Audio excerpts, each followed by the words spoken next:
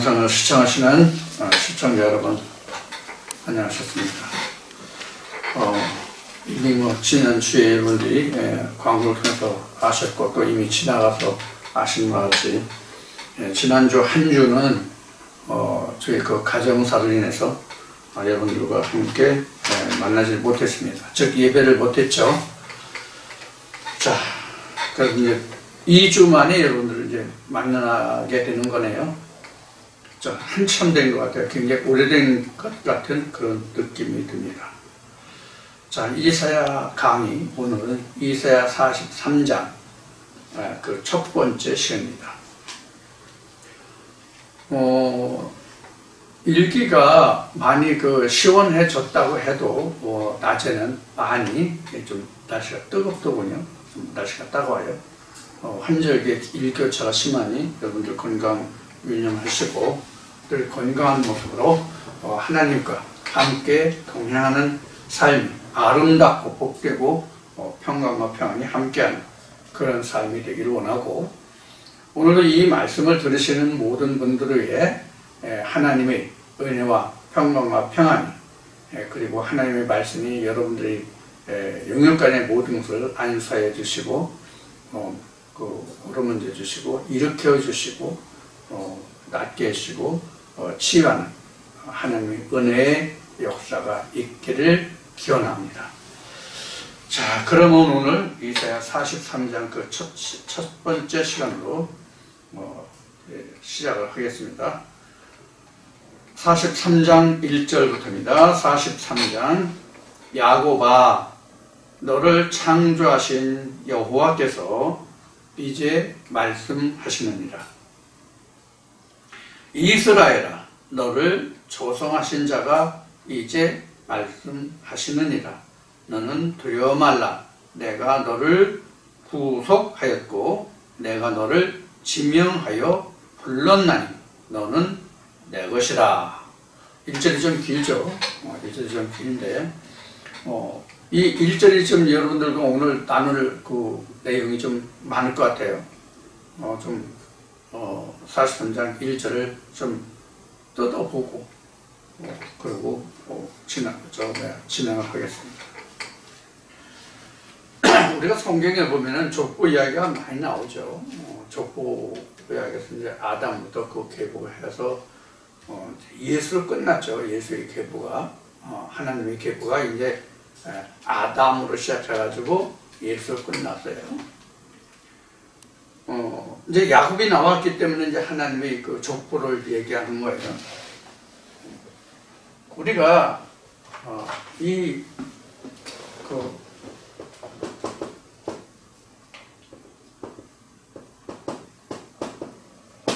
하나님의 족보 이렇게 얘기할 수 있죠. 이제 마태복음 1장 1절에는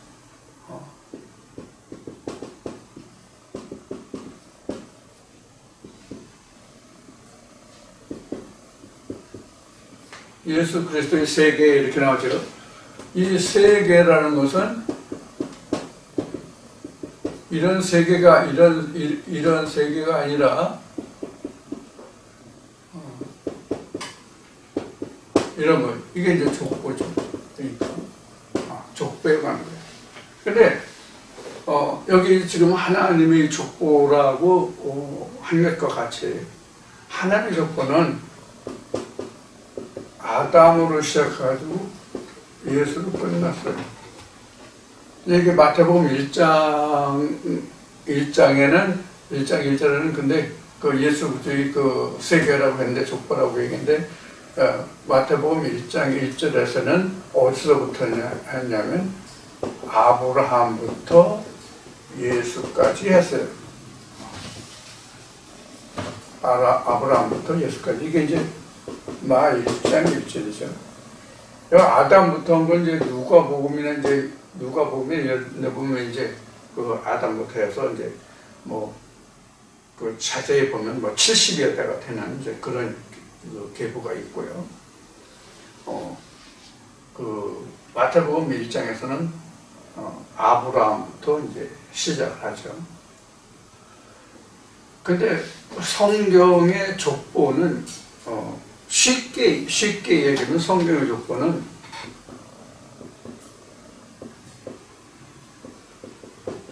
요 둘뿐이 없습니다. 성경에서는 족보가. 성경에서는 모세와 예수 외에는 다른 족보가 없어요. 근데 모세부터 예수까지 예수라고 하면은 이걸 우리가 어떻게 모세는 항상 우리는 율법이다. 요거는 일단 이렇게 그동안 수없이 여러분들에게 말씀을 드려왔죠. 그래서 성경은 율법으로 시작해서 진리로 끝난다. 이렇게 우리가 볼 수 있습니다. 그래서 지금 모세와 예수를 이야기한 것이 지금 이사야 43장 1절의 야곱과 이스라엘의 관계가 되겠어요. 그래서 하나님의 족보는 크게 따지면 아담으로 시작해가지고 모세로 해서 예수로 된 거예요. 이거를 조금 더 나눠보면 아담으로 시작해가지고 노아로 해서 노아로 해서 아브라함으로 해가지고 예수로 가는 이런 족보죠. 그리고 큰 마디를 따지면 아담, 노아, 아브라함, 예수. 물론 이 사이에 이제 모세도 있지만 또 다른 데도 있지만, 그런데 성경에는 가장 크게 따지는 게 뭐라고 하냐면 아브라함, 이삭, 야곱 이렇게 얘기한단 말이에요. 그래서 많은 성경에서 보면 너희가 아브라함과 이삭과 야곱의 하나님이라 하는 말을 너희가 듣지 못했냐, 이제 이런 말씀이 이제 복음서에까지 이제 등장하죠. 많은 이렇게 세대들이 있고 족보가 있지만 이렇게 우리가 나눠 볼 수 있단 말이에요. 생각해 볼 수 있단 말이에요. 그런데 우리가 성경에서 예수의 족보, 또 마태복음에서 얘기하는 예수 그리스도의 그 세계에서 가장 중요한 것은 뭐냐면 아담부터 따지든 아브라함부터 따지든 아니면 여기 노아가 나오는데 노아부터 따지든 간에 하나님의 족보가, 하나님의 세계가 예수에서 끝났다는 거예요. 성경에.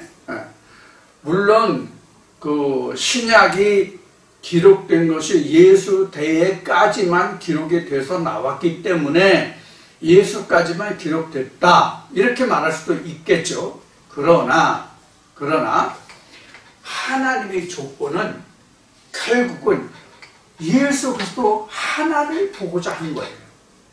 성경. 그 성경에 많은 곳에 써 있는데 가장 대표적인 게 말라기 2장에 보면은 하나님이 많은 영이 있을지라도, 하나님이 많은 영을 가지고 계셨을지라도 오로지 한 영만을 우리에게 두셨으니 그것이 곧 거룩한 자손 씨를 보려 함이라. 그것이 곧 예수다 이렇게 말하고 있단 말이에요. 이게 이어져서 말라기 3장에서는 이게 11조라고 한 거예요. 하나님의 씨, 하나님 영, 이걸 11조라고 한 거예요. 근데 오늘 11조와 허물을 바꿔먹은 거죠. 그래, 바꿔먹은 거죠. 자, 그러면 우리가 여기서 하나님의 계보가 우리가 사람인 아담으로 시작해서, 그냥 아담이라는 것이 이제 쉬운 얘기로 하면 그냥 사람이라는 얘기예요.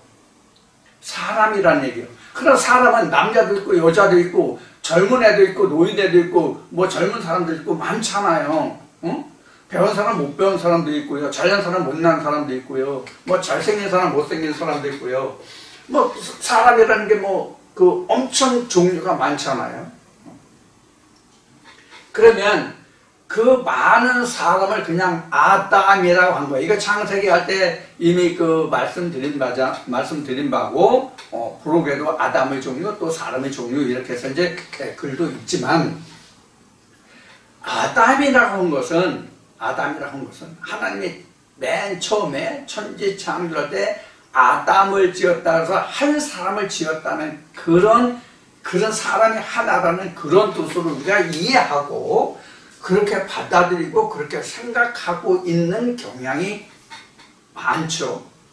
많은 게 아니라 그렇게 생각하고 있죠. 그래서 아담 한 사람으로 인해 가지고 성경도 이제 아담 한 사람으로 인해서 세상에 죄가 오고 또 그와 같이 예수도 그 한 사람으로 인해서 많은 사람이 뭐 구원 얻고 뭐 이렇게 기록한 부분도 있지만 그 아담이라고 하는 그 말은 사실 인간이라는 말이에요. 사람이라는 말이에요. 휴먼이거든요. 휴먼. 이미 창세기 때 말씀드린 바가 있어요. 그러면 다시 본론으로 들어가서 하나님의 계보가 왜 아담으로 시작해가지고 예수까지인데 마태복음에서 마태는 왜 아담부터 그 아브라함 이전까지는 빼고 아브라함부터 예수까지 40대를 언급하고 있느냐, 이제 이런 부분을 우리가 생각해 봐야 되거든요. 이것을 우리가 생각한다는 것이 굉장히 중요해요. 이거는 그 어느 신학에서도 지금까지 얘기하고 이것을 말한 적이 없는 부분이에요. 사실 이 부분은.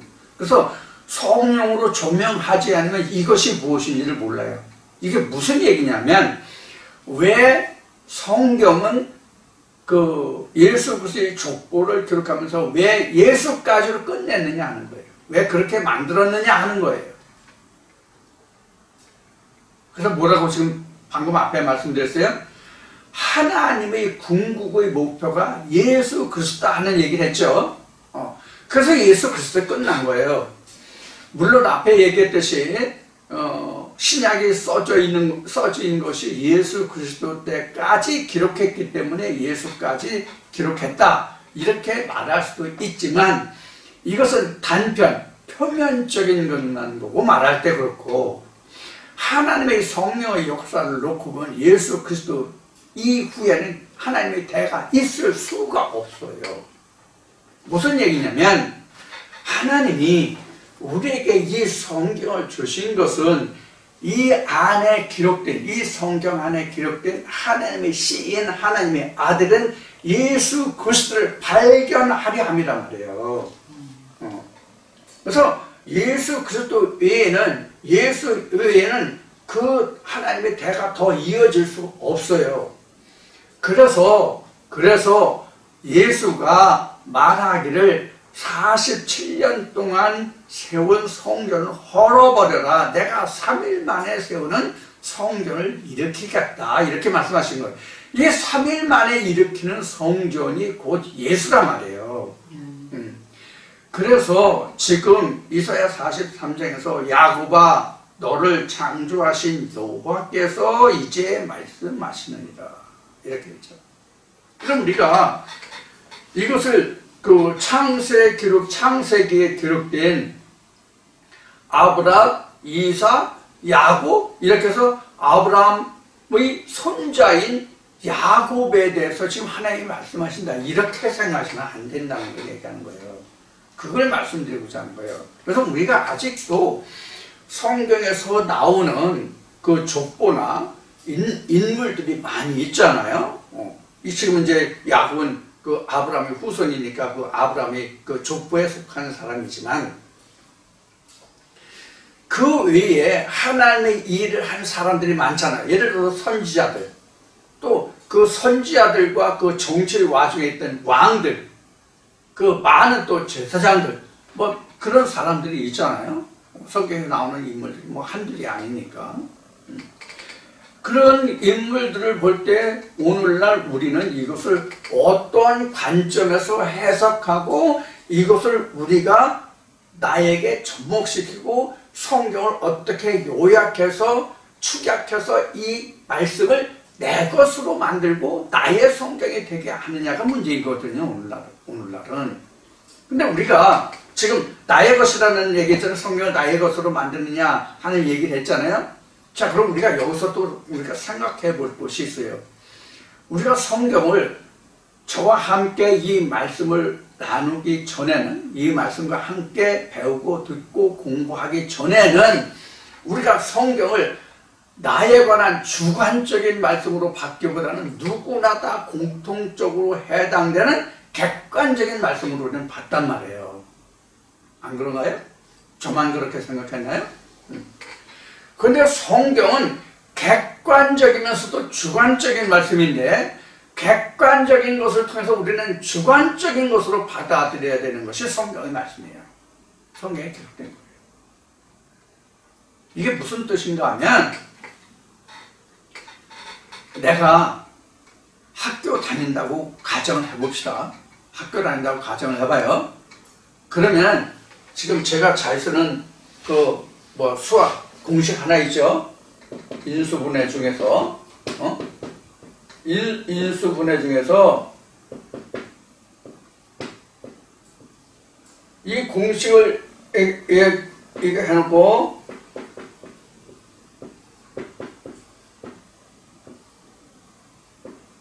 이거 그동안 엄청 많이 얘기했죠. 최근에는 많이 얘기 안 했지만 이사하면서는 한 번도 안 한 것 같아요. 오늘 처음 하는 것 같아요. 이사하면서는. 그러면 지금 선생이 어느 학교에서 지금 인수분해 공식 이것을 가르치고 있어. 선생이 지금 열심히 인수분해 공식 이거를 지금 가르치고 있어. 그러면 선생이 말하는 것은 어느 한 사람을 향해서 어느 한 학생을 지목해서 설명하는 게 아니잖아. 가르치는 게 아니잖아. 그렇죠?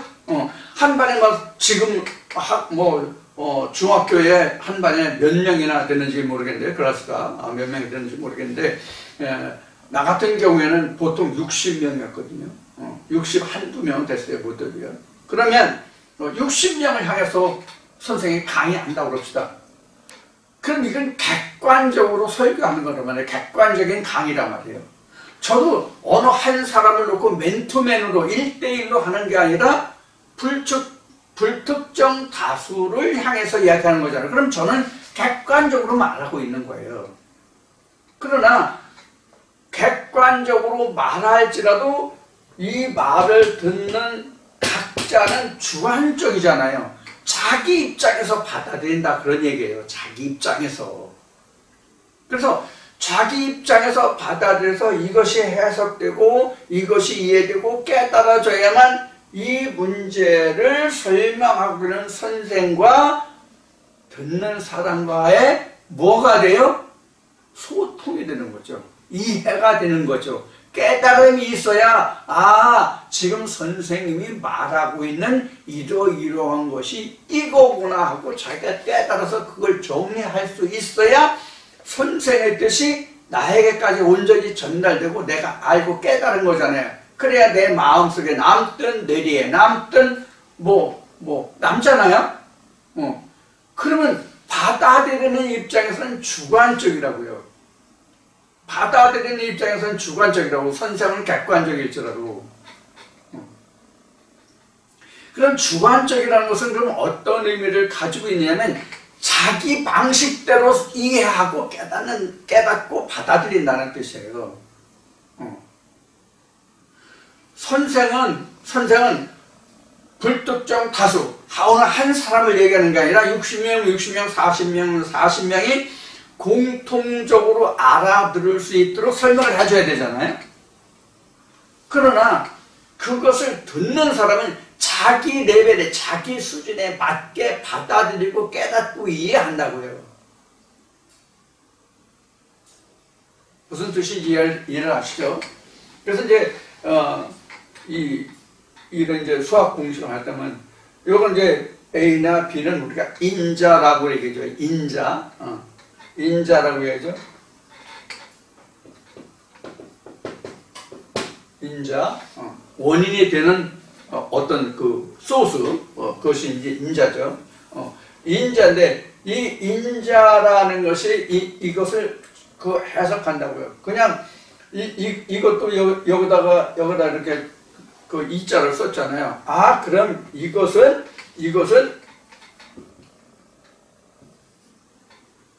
요게 둘이 있다는 말이다, 이런 뜻이 되잖아요. 이런 뜻이 되잖아요. 그러니까 이런 뜻이 되죠. 이런 뜻이 되는 거죠. 요거를 그냥 이걸 안 하고 그 설명을 안 하고 그냥 이렇게 풀어주고 이거 이렇게 된다라고 얘기만 하면 알아들을 사람이 몇 명이나 되겠어요. 처음 이 공식을 접하는 사람이라면 그렇잖아요. 그러니까 이 인자를 의미하고 가로는 뭐고 플러스 마이너스는 뭐고 이걸 다 설명해 줄 거 아니에요. 그러면 이것을 다시 이렇게 풀어서 이것을 다시 요거로 환원할 수 있는 것까지 배우면서 자기가 체득하는 사람도 있고, 그러니까 쉬운 얘기로 검산이죠. 검산을 해서 이게 왜 이렇게 되는지, 이게 왜 이렇게 되는지는 이렇게 보면 알잖아요.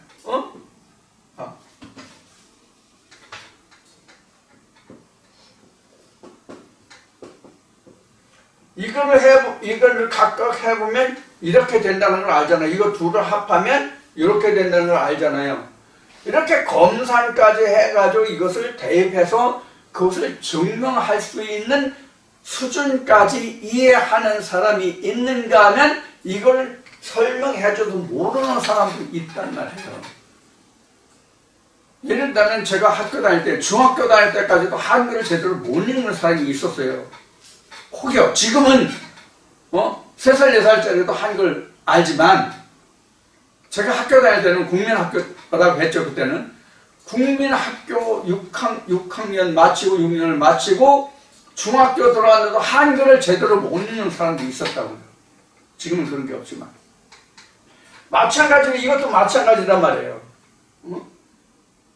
그래서 하나님의 말씀도 우리가 들을 때에 이런 것과 같이 지금 인수분해 공식을 통해서 설명드린 것 같이 우리도 이렇게 자기가 검산까지 할 수 있어야 자기가 이해한 거예요. 그래야 하나님의 뜻이 내게 들어온 거예요. 여기에서 뭐가 나오냐면 여기서 창조라는 말이 나온 거예요. 그 말씀이 깨달아서 내가 깨달을 수 있는 단계까지 가야 그 말씀이 말씀대로 내 안에서 지어진 거잖아요. 그걸 창조라고 하는 거예요. 하나님 말씀으로 지어진다는 뜻이란 말이에요. 그러면 이렇게 하나님 말씀이 깨달아서 내가 하나님 말씀으로 지어진 것이 내게 있으면 야곱이 변하여 이스라엘이 되는 거예요. 그 다음에 이스라엘 나오죠. 자, 너를 창조하신 야곱아 너를 창조하신 여호와께서 이제 말씀하시느니라. 이스라엘아 너를 조성하신 자가 이제 말씀하시느니라. 그 다음에는 그 이스라엘이라고 말했고 이스라엘은 조성이에요. 앞에는 창조고 뒤에는 조성이라고. 조성은 뭐예요? 뭐가 우리가 조성이죠? 단어로 얘기하면 우리 그 사전에서 의미하는 그 조성과 창조를 해보면 창조는 우리가 그 사전적으로 의미하면 세상에 있지 않은 것을 만들어내는 것이 이제 창조잖아요. 지금까지 없었던 것을 만드는 게 창조잖아요. 자, 그럼 그런 것이 창조예요. 그런데 이스라엘은 조성이라고 되어 있어요. 이스라엘은 조성이라고 되어 있어요. 그러면 창조된 것을 늘어놓아서 조화 있게 꾸며놓은 것이 조성이잖아요. 그러니까 이스라엘은 이미 하나님의 말씀으로 지어서 이렇게 아름답게 꾸며진 상태가 조성이 그게 이스라엘이에요. 왜 이런 말씀을 드리냐면 앞에 모두의 말씀을 드렸듯이 우리가 야곱 하면 아브라함, 이삭, 야곱 아브라함의 손자, 이삭의 아들, 12지파의 아비 이렇게 생각하시면 안 된다는 얘기예요. 이제 여기서 이제 한참 더 이제 또 말씀을 나눌 건데요. 이제 또 1절 한 말씀 가지고요. 이 43장 1절 이 말씀을 가지고 최소한도 2시간, 3시간은 할 수 있겠죠. 이 말씀을 좀 설명을 좀 하자면. 자, 그래서 여기서 창조라고 하는 것은 지금 말씀드린 바와 같이 요거를 인수분해 공식에서 이런 답이 나오기까지 왜 그렇게 되는 것까지 이것을 다시 뒤집어서 여기다 대입해서 검산하는 것까지 다 해서 이것을 완전히 내가 분해해서 깨닫고 분해 조립을 할 수 있을 때에 이것을 창조가 됐다고 얘기하는 거예요. 뭐가 창조된 거예요? 이게 창조된 거예요. 이게 창조된 건데 내 안에서는 이렇게 와 있죠? 이렇게 와 있는 것이 왜 이렇게 되는지 이렇게 검사하죠?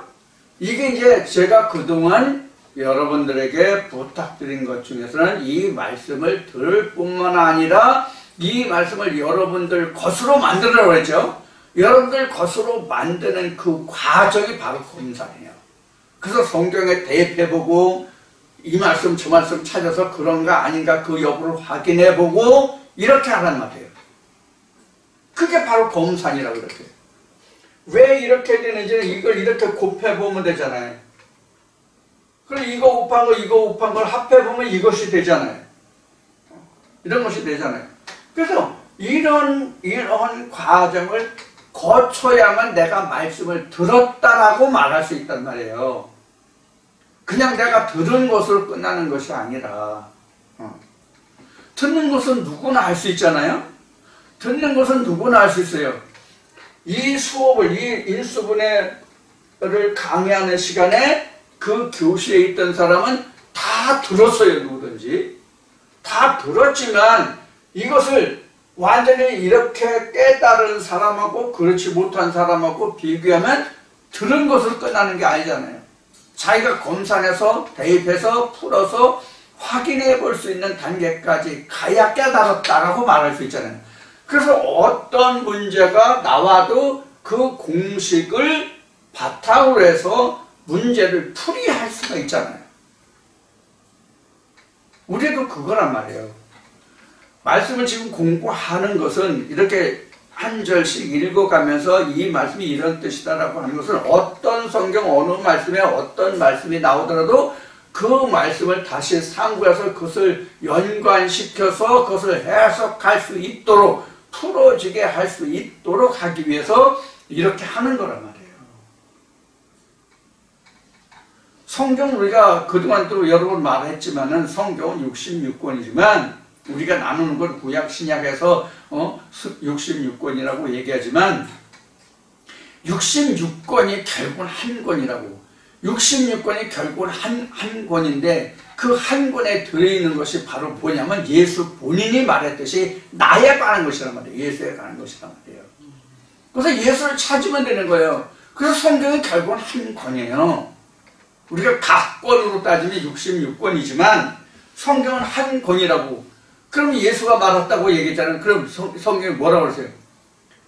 모세의 글에 써진 그 모든 것이 나에 관한 것이다 그랬잖아요.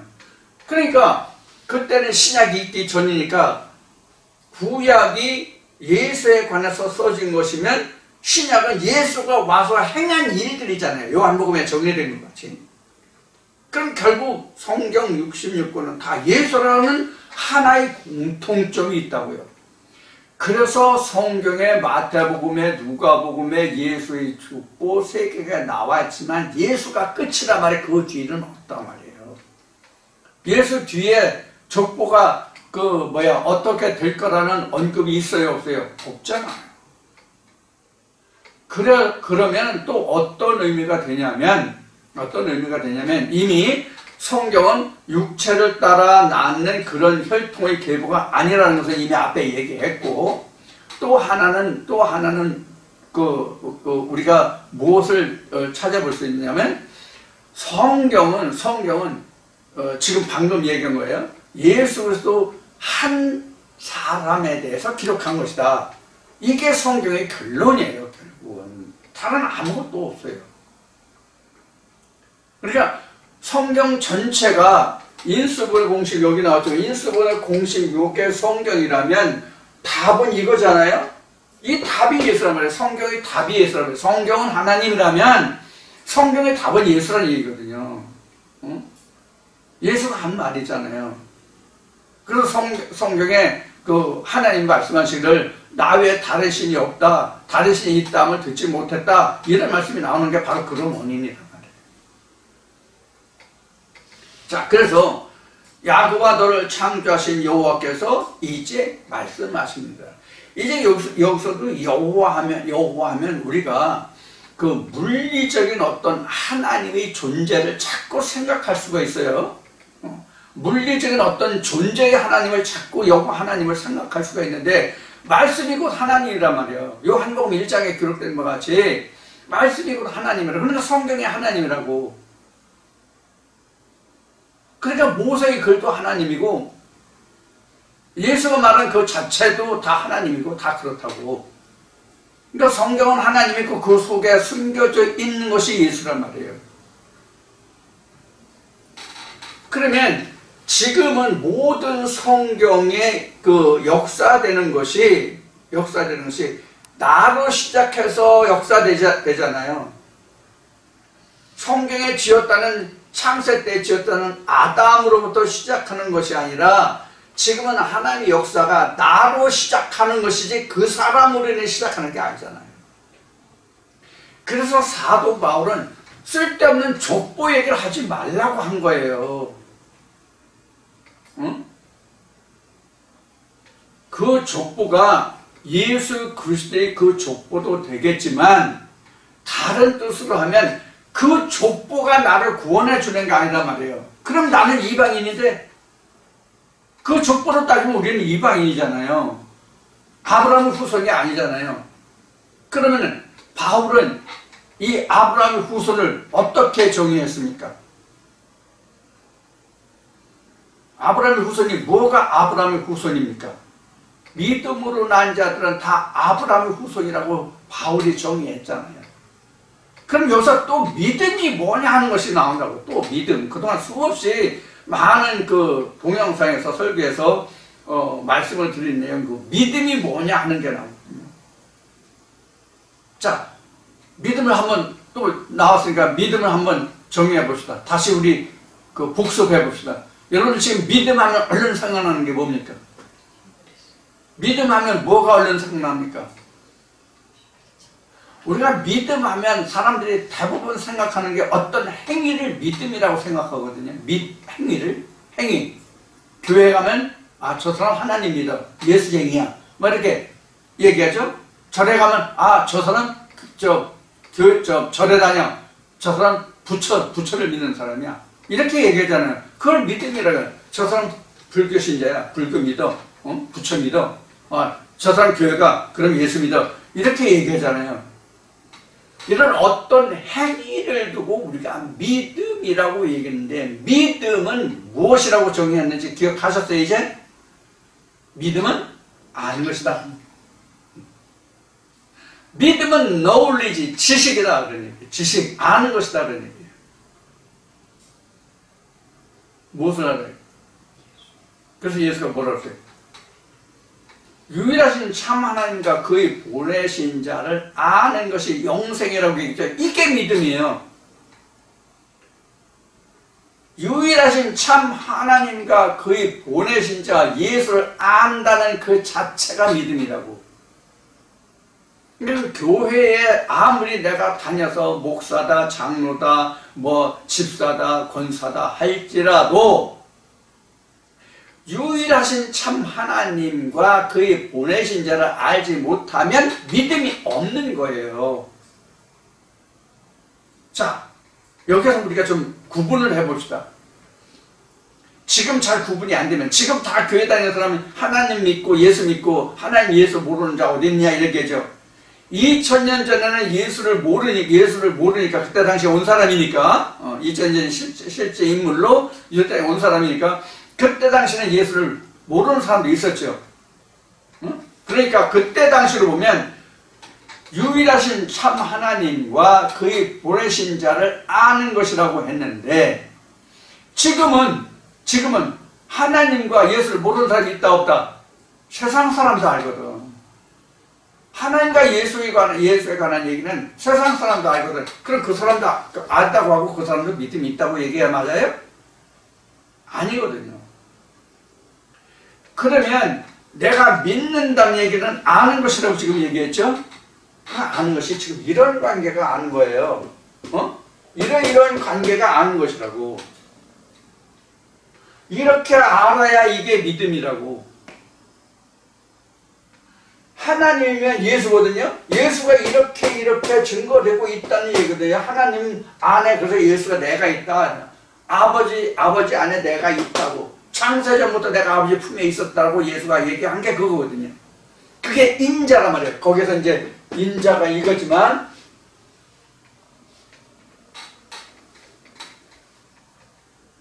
이렇게까지 알아야 유일하신 참 하나님이 나온다고요. 그래서 예수가 2000년 전 유대 땅에 왔을 때 바리새인들을 향해서 한 말이 뭐예요? 너희가 하나님이라고 그러지? 나도 그런 하나님이라고 그래. 아버지라고 그래. 그러면 뭐 그동안 여러 번 얘기했지만, 그러면 그들이 말하는, 바리새인들과 사두개인들이 말하는 하나님과 예수가 말하는 하나님이 같아요, 틀려요? 틀리잖아. 오늘날도 마찬가지인데 그거를 우리가 구분을 못하잖아. 못하는지 안 하는지. 못한다고 봐야지, 안 하는 게 아니라. 못하는 거는 모르기 때문에 할 수 없는 것이고, 안 하는 것은 할 수 있어도 안 하는 거지. 이제 이 뒤에 말씀이 나오지만, 앞에도 했지만, 누가 내 종같이 소경이겠냐, 봉어리겠냐, 앞에 나왔죠? 이 뒤에도 이제 같은 그 내용의 말씀이 나와요. 자, 이와 같이, 자기가 할 수 있어도 하지 않는 것은, 안 하는 것이고, 자기가 하고 싶어도, 할 수 없는 것은 못 하는 거란 말이에요. 우리가 이런 것을 우리가 구분해야 되거든요. 그래서 지금 말하는 바와 같이 이렇게 우리가 말씀을 들을 수 있어야 여기서 창조와 조성이라는 것을 우리가 알 수 있다. 그럼 창조하는 것은 아버지께서 하시는 일이고, 그 결과가 조성물이라고. 그 조성물이 그럼 어떻게 되느냐? 12기둥이 되고 12보석이 되고 12기초가 되고 이런 거예요. 그게 조성물이에요. 그러니까 내가 말씀을 깨달으면 그 말씀이 어떤 빛깔을 내내서 12보석과 같이 돼서 기초석이 되고 기둥이 되고 이런 거예요. 그래서 내가 짓는 것이 아니라, 그래서 하나님이 지으시는 거라고 그래요. 하나님이 지으신지. 그래서 말씀이 이루어지기 때문에, 말씀이 이루어지는 것이 아니라 말씀으로만 이루어지기 때문에,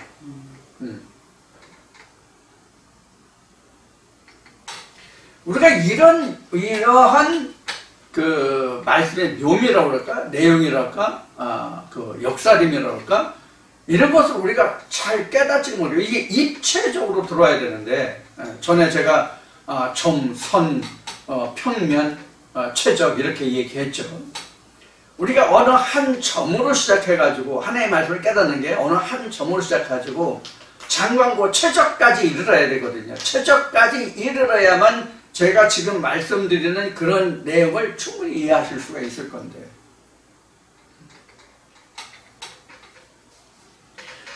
자, 그래서 야곱아, 너를 창조하신 여호와께서 이제 말씀하시는데다. 이스라엘아, 너를 조성하신 자가 이제 말씀하시는다.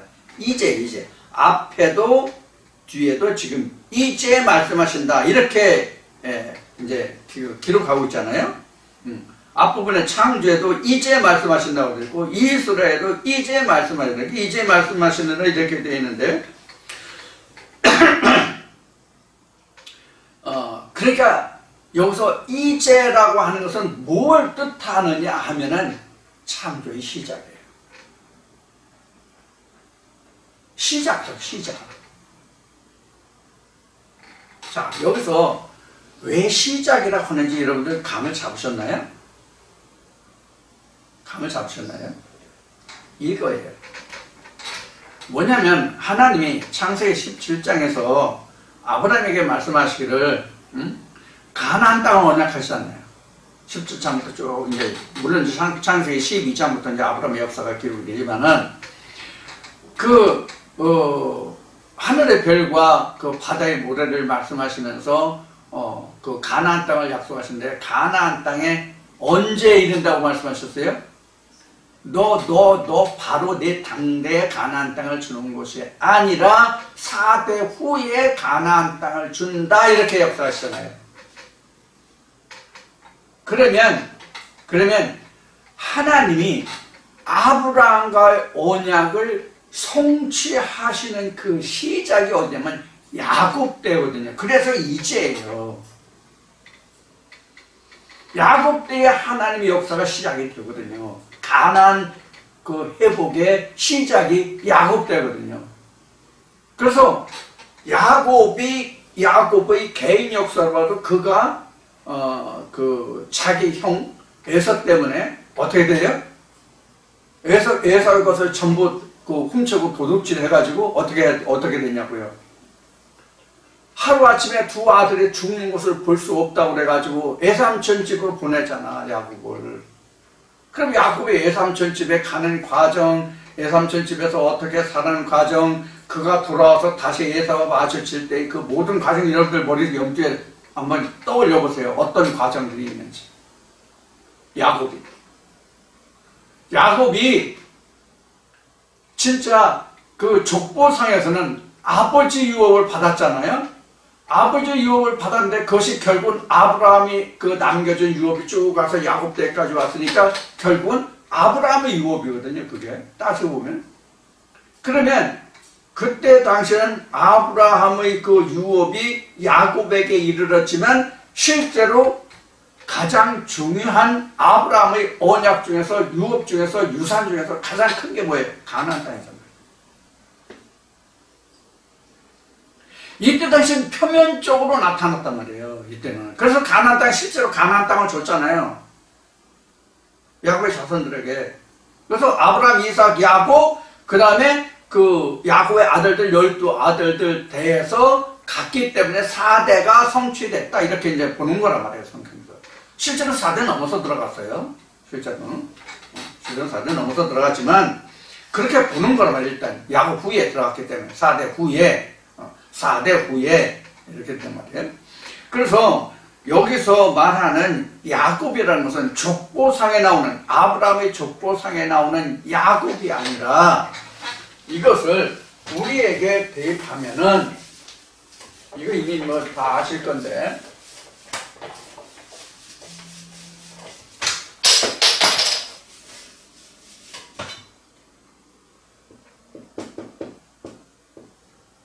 사실 이렇게 봐야죠.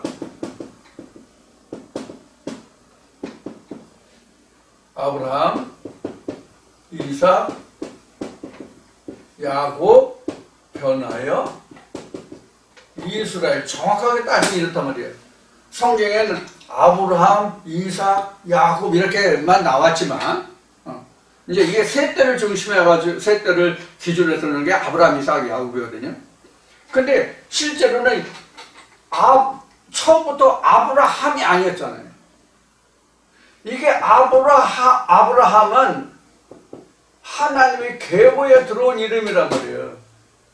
이거는 혈통의 이름이란 말이에요. 이거는 땅의 이름이라면 이거는 하늘의 이름이란 말이에요. 이거는.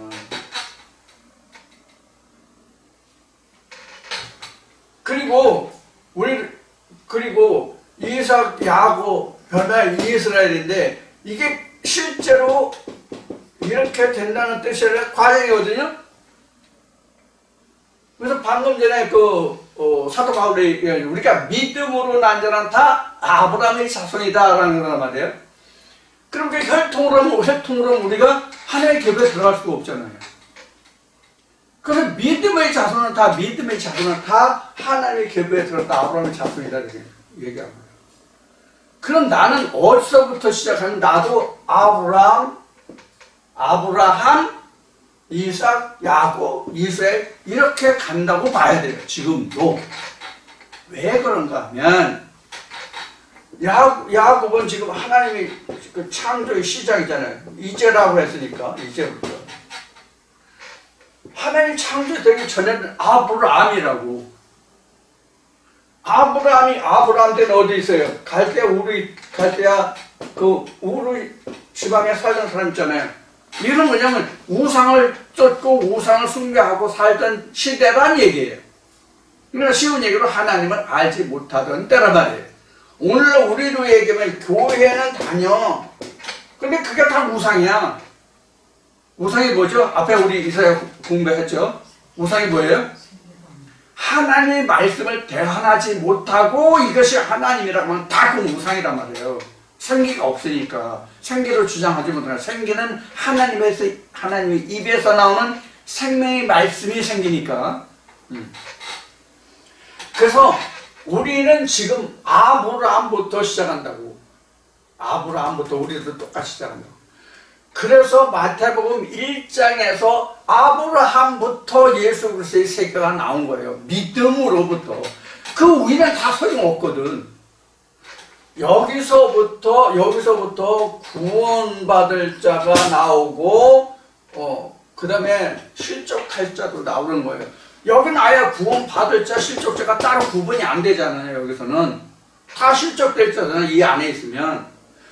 여기서 같이 아브라함의 자손이라도 누구에게서 이삭에서나 이삭 말고 또 누가 있어요? 누가 있어요? 이게 모레이시잖아요. 이게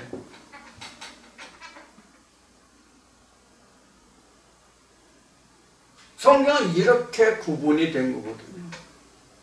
그래서 아브라함의 씨라도 다 아브라함의 씨가 아니라 이삭으로부터 난 자라 한다는 말이 그 성경에 기록된 걸 그런 이야기란 말이에요. 요 이삭이 지금 여기 이사야 43장에서 보면은 이제 말씀하시는 그 말씀을 들은 사람이 이삭이라고 할 수 있어요. 들어서 깨우친 사람이. 그렇지 않으면 믿음의 말씀을 들었다 할지라도 그렇지 않으면 다 이스마엘의 씨예요. 깨닫지 못하면 이스마엘의 씨예요. 무슨 뜻인지 이해가 되시나요? 지금 야곱아 너를 창조하신 여호와께서 이제 말씀하시느라 이렇게 기록하고 있잖아요. 이 말씀이 그 야곱에게 이런 말씀이 창조되지 않으면 이스마엘이라고.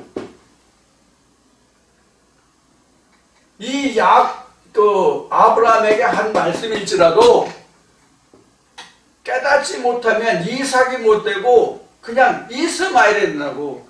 약속이 언약이 안 된단 말이에요. 언약의 말씀이 안 된단 말이에요.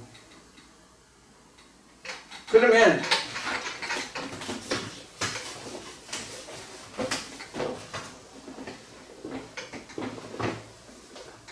이게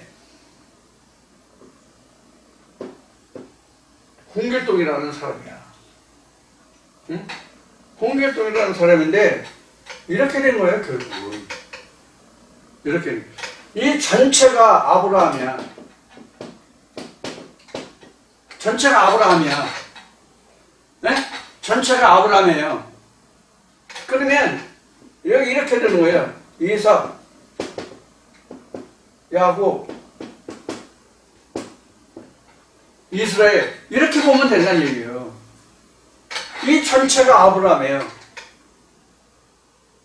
여기만 아브라함이 되는 게 아니라 이 전체가 아브라함이에요. 이게 무슨 뜻인지 알아요? 이게 무슨 뜻인지 이해가 돼요? 이 아브라함이라는 게 각자예요. 아브라함이라는 게 각자라고. 믿음의 주체가 각자잖아. 그래서 누가복음 16장의 말씀과 이 말씀과 창세의 말씀과 족보의 말씀과 모든 것이 하나로 맞아야 되기 때문에 이 전체가 아브라함이란 말이에요. 거지 나사로가 죽었는데 누구의 품에 안겼다고 돼 있어요? 아브라함 품에 안겼다고 돼 있죠. 누가복음 16장에 보면 거지 나사로지만 그가 아브라함이 됐다고. 믿음의 씨가 됐다 그런 얘기예요. 이렇게 나눠보는 거거든요.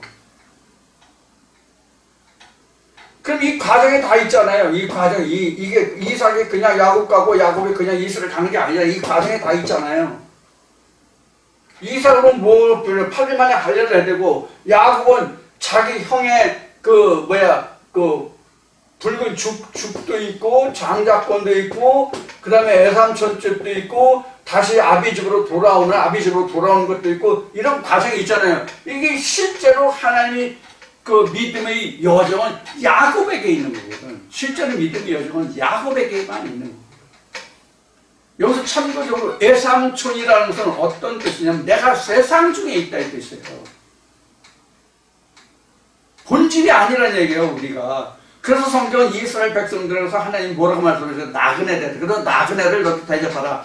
너희도 가게 되었습니다. 이렇게 성경에 기록된 말씀이 이런 말씀이거든요. 그래서 야곱이 에삼촌에 가서 양치기를 했다는 것이 바로 이런 뜻이거든요. 우리가 세상 중에서 양치기를 하는 것을 배우면 거기서 변화시켜서 내가 뭘 만들어야 돼요? 내 것으로 만들어야 돼요. 이게 바로 깨달음이라는 얘기예요. 오늘 여러분들에게 말씀드리는.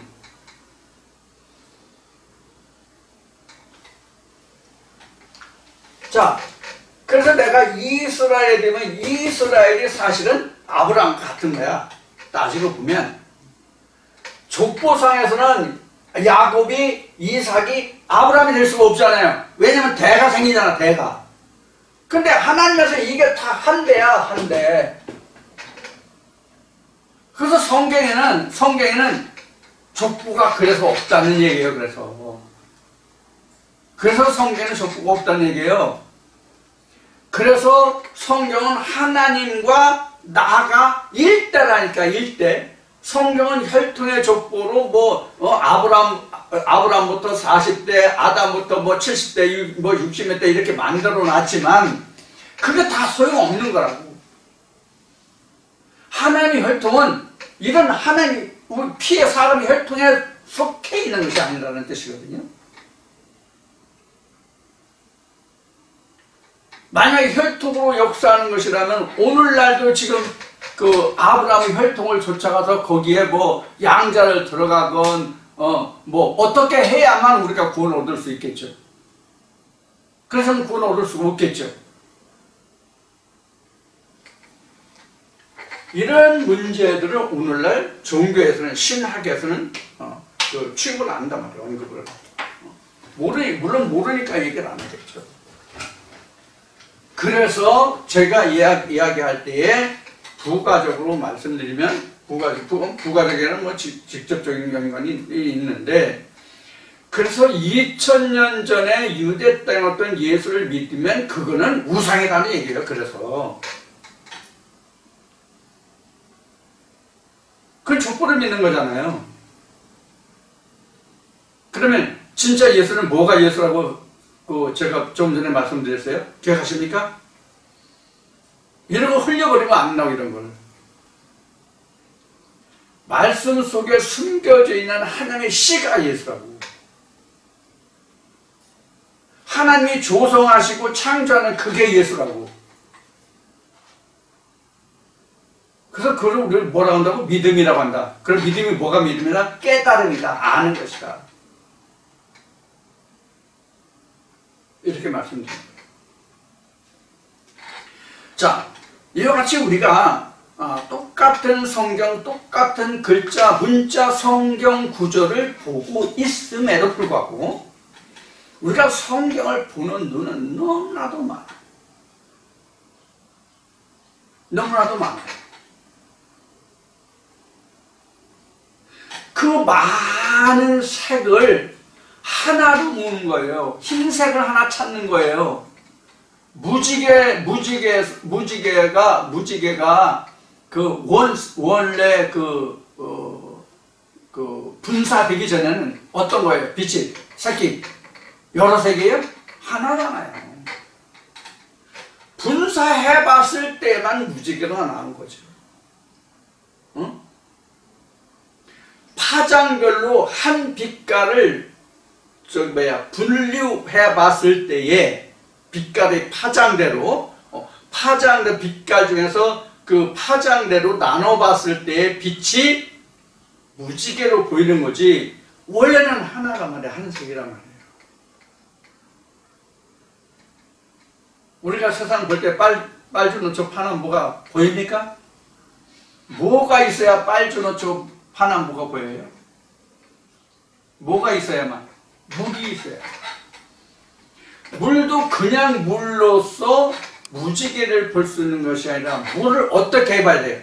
완전히 분해해봐야 돼. 물을 양동이에 물것을 담아놓고 무지개가 안 생기잖아요. 물을 최소한도 분무기 정도 뿌려야 조금만 살짝이라도 무지개 색깔 일부라도 보이잖아요. 우리도 말씀을 그렇게 확장해 봐야 된다고. 하나님의 언약의 말씀이 어떠한가를, 말씀하신 그 모양이 어떠한가를 우리가 확장해 봐야, 해석해 봐야, 뜯어 봐야 아시죠? 그래서 너희는 여호와의 책을 볼 때 어떻게 보셨어요? 자세히 봐라.